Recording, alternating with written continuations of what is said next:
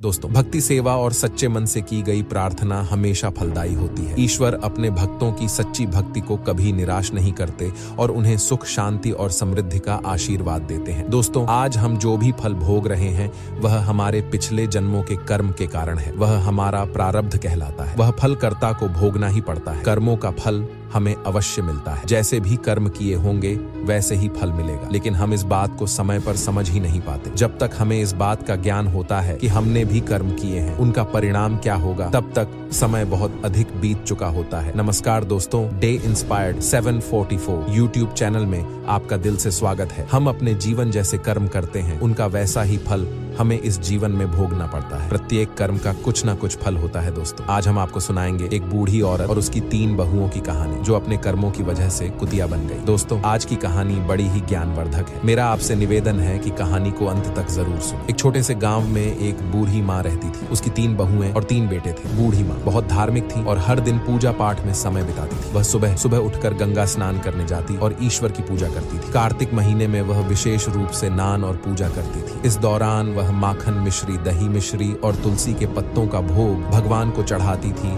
और प्रसाद अड़ोस पड़ोसी में बांटती थी। गांव के लोग उसकी पूजा पाठ की बहुत इज्जत करते थे। बूढ़ी माँ का यह नियम था कि वह कार्तिक महीने के हर दिन गंगा स्नान करती और पूजा करती। कार्तिक पूर्णिमा के दिन वह विशेष रूप से गंगा स्नान के लिए जाती और भोग बनाकर अपने ईट देव को चढ़ाती। लेकिन उसकी 3 बहुओं को यह सब बिल्कुल पसंद नहीं था। वे अक्सर उसकी आस्था का मजाक उड़ाती और प्रसाद खाने से मना कर देती। वह कहती, इसमें तुलसी के पत्ते हैं, हम यह नहीं खा सकते, यह सब दिखावा है। यह सुनकर बूढ़ी बहुत दुखी होती, लेकिन वह चुपचाप अपनी पूजा करती रहती। बूढ़ी माँ के पति का कुछ वर्ष पहले ही देहांत हो चुका था, इसलिए वह अब अकेली थी। उसके बेटे भी अपनी पत्नियों के कहने में आकर उससे दूर हो गए थे। अब वह सिर्फ अपनी पूजा पाठ में ही मन लगाती और पड़ोसियों में प्रसाद बांटती। लेकिन उसकी 3 बहू को यह सब बहुत बुरा लगता था। वे कहती, यह सांस जब देखो तब पूजा पाठ में लगी रहती है, बिन मतलब खर्च करती, पंडितों को बुलाती है, दान पुण्य करती है। अगर यह मर जाए तो अच्छा हो, कम से कम यह खर्चा तो बचेगा। बूढ़ी माँ ने अपने 3 बेटों को बड़े प्यार से पाला था। उसने और उसके पति ने मिलकर उनकी परवरिश की थी। लेकिन अब जब उसे अपने बेटों की सबसे ज्यादा जरूरत थी, तब वे उससे मुंह मोड़ चुके। बूढ़ी माँ दिन रात भगवान से प्रार्थना करती और अपने बच्चों के लिए आंसू बहाती। वह कहती, हे भगवान, मैंने तो कभी किसी का बुरा नहीं चाहा, फिर मेरे साथ ऐसा क्यों हो रहा है। एक दिन बूढ़ी माँ अपने भगवान के सामने बैठकर प्रार्थना कर रही थी। उसकी आंखों में आंसू थे और वह ईश्वर से कह रही थी, हे पालनहार, मुझे इस दुख से मुक्ति दिलाओ, मेरे बच्चों का भला करो और उन्हें सही रास्ता दिखाओ। इस तरह बूढ़ी माँ ने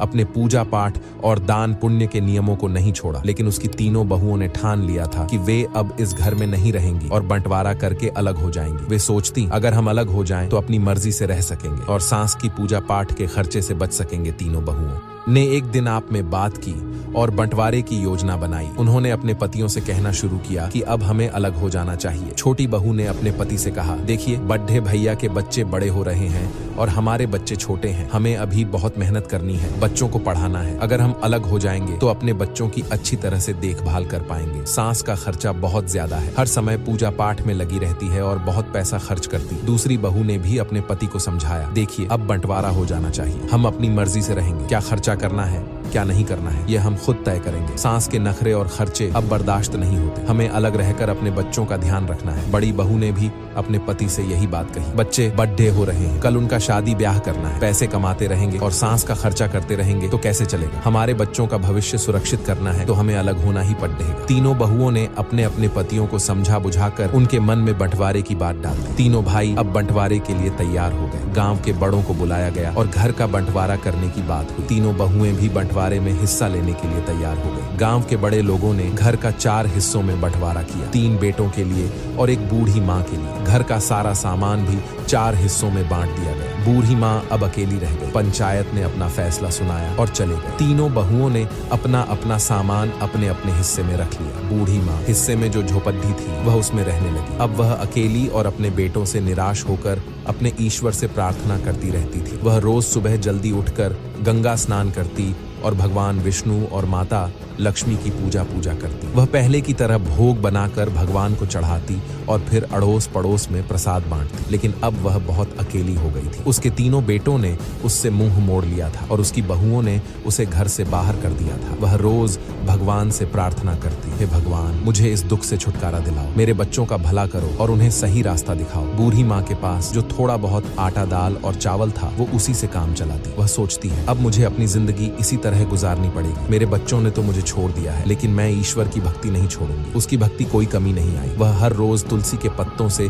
ईश्वर का पूजन करती और पड़ोसियों को प्रसाद बांटती। एक दिन जब बूढ़ी माँ अपनी झोपड़ी में बैठी रो रही थी, तभी एक युवक आया। उसने दरवाजा खटखटाया। बूढ़ी माँ ने दरवाजा खोला और देखा कि एक 21-22 साल का हष्ट पुष्ट लड़का खड़ा था। उसके चेहरे पर तेज झलक रहा था। उसने कहा, आप मुझे पहचाना नहीं, लेकिन मैं आपके मायके से आया हूँ। मेरा नाम माधव है। मेरे पिताजी ने मुझे आपकी मदद करने के लिए। माधव, तुम? बूढ़ी माँ ने आश्चर्य से पूछा। मेरे मायके से आए हो? मैंने तो तुम्हें कभी देखा नहीं। तब माधव ने मुस्कुराते हुए कहा, हाँ माँ जी, मैं आपके भाई का पोता हूँ। हमें खबर मिली कि आपके बेटों ने आपको घर से निकाल दिया है, इसीलिए मेरे पिताजी ने मुझे आपकी मदद करने के लिए भेजा है। बूढ़ी माँ की आंखों में आंसू आ गए। उसने माधव को अंदर बुलाया और उसे बैठने के लिए कहा। उसने पानी का गिलास और थोड़ा सा गुड़ डाह दिया। माधव ने पानी पिया और गुड़ खाया। फिर उसने अपनी थैली से कुछ खाने का सामान, कपड़े और दवाइयाँ निकाली। उसने कहा, माँ जी, ये सब सामान मैं आपके लिए लाया हूँ, आप भूखी मत रहना, हम रोज आपको खाना भिजवाए। बूढ़ी माँ ने माधव को आशीर्वाद दिया और ये सब देखकर बहुत जलन होती थी। वे सोचती थी कि यह बुढ़िया आखिर कहां से इतना खाना ला रही है, इसके पास कोई कमाने वाला भी नहीं है, फिर यह इतना तंदुरुस्त कैसे हो रही है। बहुएं बूढ़ी माँ की सेहत देखकर बहुत जलती थी। वे सोचती कि बुढ़िया को हमने इसलिए अलग किया था ताकि वह जल्द ही भूखी प्यासी मर जाए, लेकिन यह तो और तंदुरुस्त होती जा रही है। एक दिन बहुओं ने फैसला किया कि वे बूढ़ी माँ की झोपड़ी में जाकर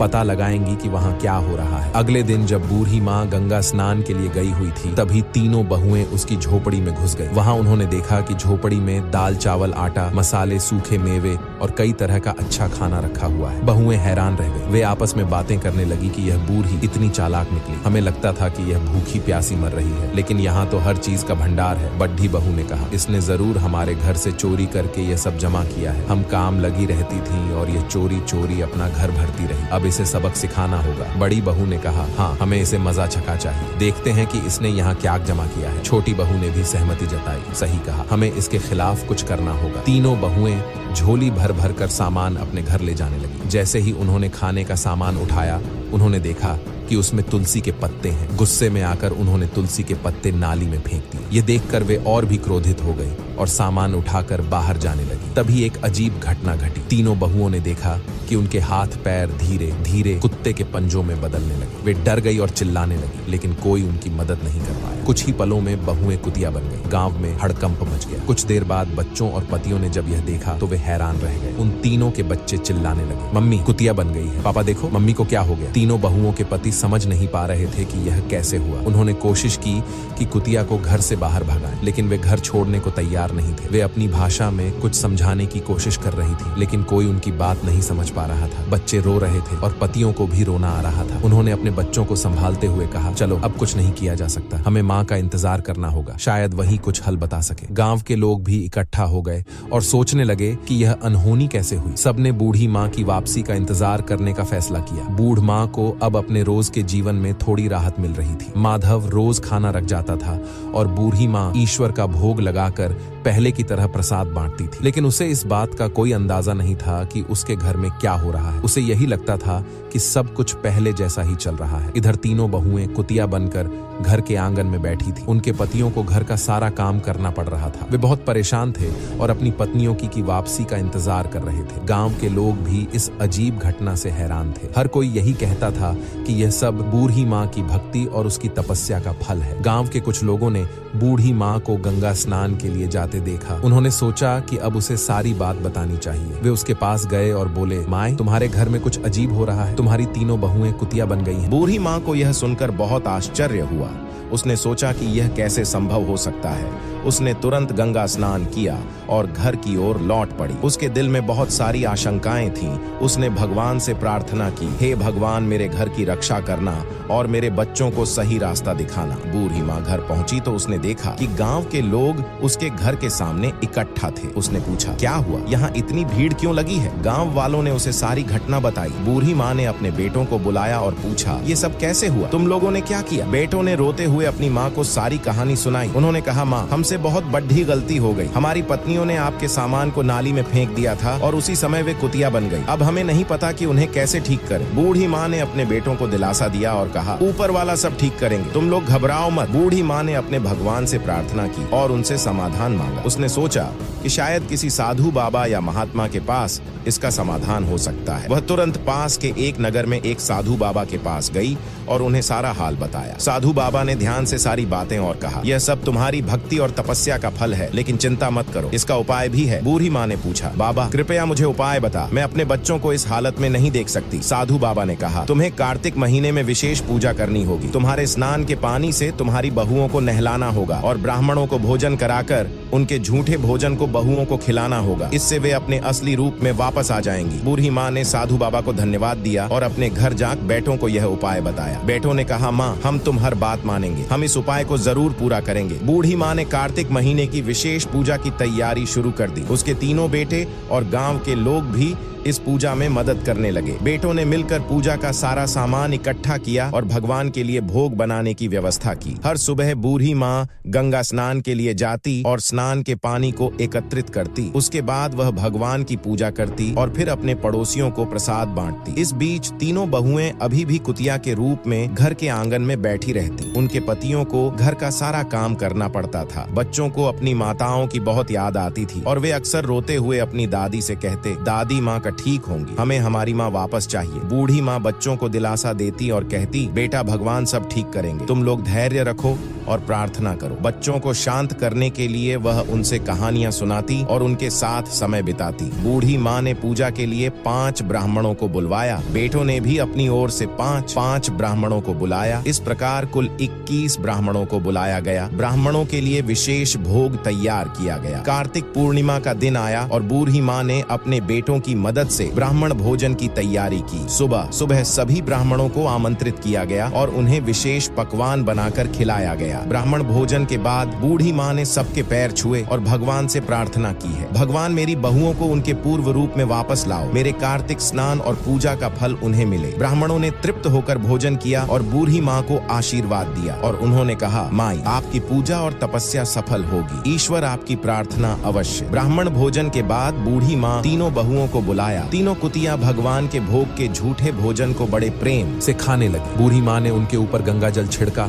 और उन्हें स्नान के पानी से नहलाया। जैसे ही गंगा जल और स्नान का पानी बहुओं के ऊपर छिड़का गया, एक चमत्कार हुआ। धीरे धीरे बहुएं अपने असली रूप में वापस आने लगी। उनके चेहरे पर पश्चाताप के आंसू थे और वे अपनी सांस के पैरों में गिरकर रोने लगी। तीनों बहुएं कहने लगी, माँ, हमें माफ कर, हम तुम्हारे साथ बहुत बुरा किया, हमें हमारे कर्मों की सजा मिल गई। अब हम तुम्हें कभी कोई कष्ट नहीं देंगे और हमेशा तुम्हारी सेवा करेंगे। बूढ़ी माँ ने उन्हें गले लगाया और कहा, बेटा, भगवान ने तुम्हें माफ कर दिया है, अब तुम लोग सच्चे दिल से भगवान की भक्ति करो और अपने कर्मों को सुधारो। तीनों बहुओं ने अपनी सांस से वादा किया कि वे अब हर साल कार्तिक स्नान और पूजा करेंगी और कभी भी बूढ़ी माँ का अपमान नहीं करेंगी। इस तरह पूरे परिवार ने मिलकर भगवान की पूजा और प्रसाद बांटा। तीनों बहुओं के अपने असली रूप में वापस आने के बाद घर में एक नई ऊर्जा और शांति का माहौल बन गया। बूढ़ी माँ की भक्ति और तपस्या ने पूरे परिवार को एक नया जीवन दिया था। अब सभी मिलकर भगवान की पूजा करते और कार्तिक स्नान की महिमा को समझाते थे। बूढ़ी माँ ने अपने बेटों और बहुओं को सिखाया कि भक्ति और सेवा का महत्व क्या होता है। उसने कहा, देखो बेटा, भगवान की पूजा और सेवा से हमें सच्चा सुख और शांति मिलती है। हमें हमेशा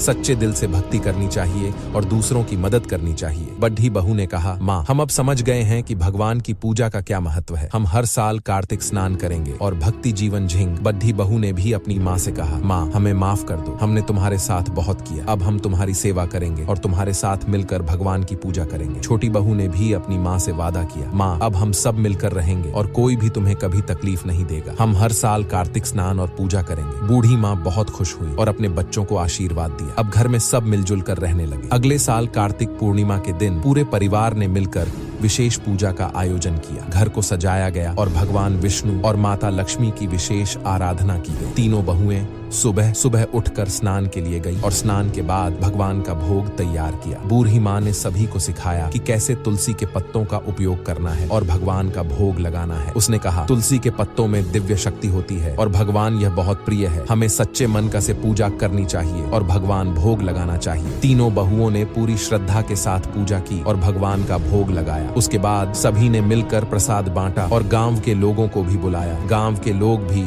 बूढ़ी माँ की भक्ति और तपस्या की तारीफ करने लगे। भगवान की कृपा से अब परिवार में सुख और समृद्धि आने लगी। तीनों भाइयों का व्यापार अच्छा चलने लगा और घर खुशियों का माहौल बन गया। अब तीनों बहुएं भी अपनी सास की सेवा में लगी रहती और हर काम में उनकी मदद करती। तीनों भाइयों ने भी अपनी माँ से वादा किया कि वे अब कभी भी उसे अकेला नहीं छोड़ेंगे और हमेशा उसकी सेवा करेंगे। वे सब मिलकर हर त्योहार और विशेष अवसरों पर भगवान की पूजा करते और प्रसाद बांटते। बूढ़ी माँ का जीवन अब पूरी तरह से बदल चुका था। उसकी भक्ति और तपस्या ने पूरे परिवार को एक नई दिशा दी थी। अब सब मिलकर भगवान की आराधना करते और जीवन में सुख शांति पाते। दोस्तों, इस कहानी से हमें यह सीखने मिलता है कि भक्ति सेवा और सच्चे मन से की गई प्रार्थना हमेशा फलदायी होती है। भगवान अपने भक्तों की सच्ची भक्ति को कभी निराश नहीं करते और उन्हें सुख शांति और समृद्धि का आशीर्वाद देते हैं। दोस्तों, आज हम जो भी फल भोग रहे हैं वह हमारे पिछले जन्मों के कर्म के कारण है। वह हमारा प्रारब्ध कहलाता है। वह फल कर्ता को भोगना ही पड़ता है। कर्मों का फल हमें अवश्य मिलता है। जैसे भी कर्म किए होंगे